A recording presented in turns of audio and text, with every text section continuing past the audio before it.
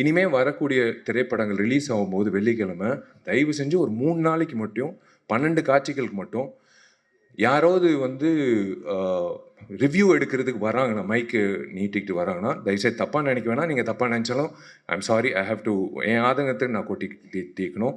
நீங்கள் டிக்கெட் வாங்கிட்டு உள்ளே வந்துட்டு படம் பார்த்துட்டு நீங்கள் அந்த மைக்கை நீங்கள் நீட்டிட்டு உங்கள் கருத்தை நீங்கள் சொல்லிடுங்க.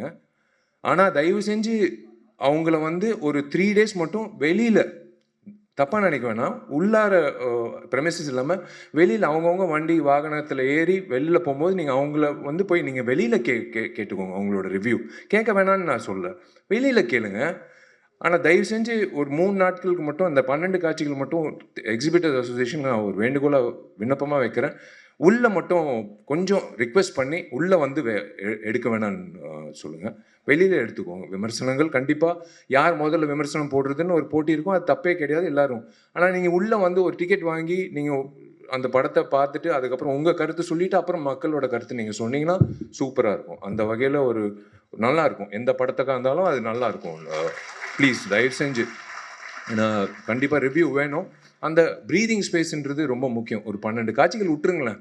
அந்த அதுதான் ஒரு திரைப்படத்துக்கு ஒரு இவ்வளோ உழைச்சிருக்காங்க.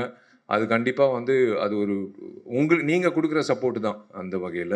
தேஜ் அவர்கள் பேசும்போது சொன்னாங்க, ரிவ்யூவர்ஸ் எல்லாம் கொஞ்சம் கனிவாக இருங்க அப்படின்னு சொன்னாங்க. தேஜ் மேடம் கனிவாக இருக்கிறோம் அப்படின்னு சொல்கிறதுக்கு இந்த நேரத்தில் ஒன்று சொல்லிடுறேன். இந்த மேடையில் தான் இங்கே கமலா தியேட்டரில் நடந்த ஒரு நிகழ்வில் விஷால் சார் சொன்னார், 3 நாட்கள் வந்து ரிவ்யூ பண்ணாதீங்க அப்படின்னு சொல்லிட்டு, அதாவது தியேட்டரில் ரிவ்யூ பண்ணாதீங்க அப்படின்னு. நான் அந்த விஷயத்தை வந்து கொஞ்சம் தெளிவாக சொல்ல விரும்புகிறேன். இந்த மாதிரி ரிவ்யூஸ் வரலனாலே மக்கள் வந்து படம் வந்ததான்னு கூட தெரியாது. அதனால் அது நம்ம கேட்கக்கூடாது. கண்டிப்பாக ரிவ்யூ வந்து நம்ம படத்துக்கு வேணும். நம்ம படத்துக்கு திரையரங்குலையோ இல்லை வெளியிலையோ இல்லை எங்காவது ரிவ்யூஸ் கண்டிப்பாக வேணும். இட்ஸ் பிரசாந்த் மாதிரி மிகப்பெரிய ரிவ்யூஸ் எல்லாம் நல்ல சப்போர்ட் பண்ணி கொடுக்கணும். ஒரே ஒரு தான், கொஞ்சம் கனிவாக ரிவ்யூ பண்ணுங்கள், அவ்வளோதான் கேட்டுக்கிறோம். கொஞ்சம் கனிவாக, கொஞ்சம் பேலன்ஸ்டாக, கொஞ்சம் சப்போர்ட்டிவாக.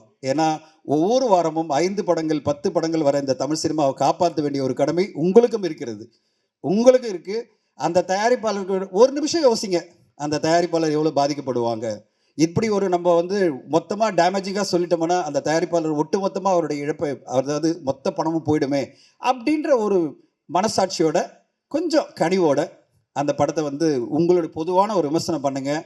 கண்டிப்பாக விமர்சனம் பண்ணுங்கள். இது வந்து நான் ரிவ்யூவர்ஸ் மட்டும் சொல்லலை, இங்கே வெளியில் படம் முடியும் போது வெளியில் வர ஆடியன்ஸ்க்கு அதை தான் சொல்கிறேன். ஒரு நடிகரையோ தயாரிப்பாளரையோ இல்லை ஒரு டைரக்டரையோ வன்மத்தோட டார்கெட் பண்ணி பண்ணுற ரிவ்யூஸ் மட்டும் பண்ணக்கூடாது. மற்றபடி எல்லா ரிவ்யூஸும் வரணும்.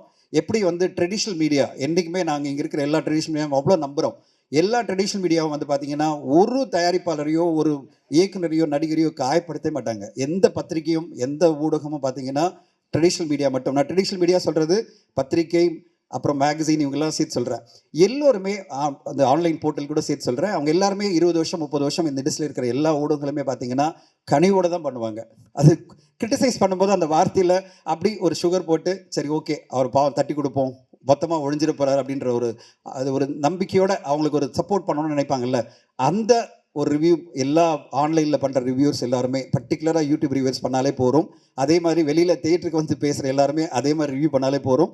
தமிழ் சினிமா நல்லபடியாக இருக்கும். மற்றபடி ரிவ்யூ பண்ணக்கூடாதுன்னு சொல்ல மாட்டேன். ரிவ்யூ பண்ணணும். ரிவ்யூ பண்ணனா மக்களுக்கு தெரியாது இந்த படம் வந்திருக்கா இல்லையே தெரியாது. எல்லாருமே ரிவ்யூ பண்ணணும். எல்லா ஊடகங்களும் ரிவ்யூ பண்ணணும். படங்களை வந்து நல்ல படம்னா உடனே ரிவ்யூ பண்ணி சப்போர்ட் பண்ணி அந்த படத்தை பெருசாக்கணும். கொஞ்சம் மிக்ஸ்டாக இருக்குது இல்லை ரொம்ப பேடாக இருக்குது அப்படின்னா ஒரு நாள் தள்ளி அப்படி இப்படி ஒரு டிலே பண்ணி போட்டிங்கன்னா கொஞ்சம் கனிவாக இருக்கும். இல்லைனா பேசும்போது கொஞ்சம் கனிவாக பண்ணிட்டீங்கன்னா போகிறோம். அதுதான் ரிவ்யூ. தேஜ் மேடம் அது மட்டும் தான் நீங்கள் கேட்க முடியும். ரிவ்யூ பண்ணாதீங்க இல்லை சப்போர்ட் பண்ணுங்கன்னு கேட்க முடியாது.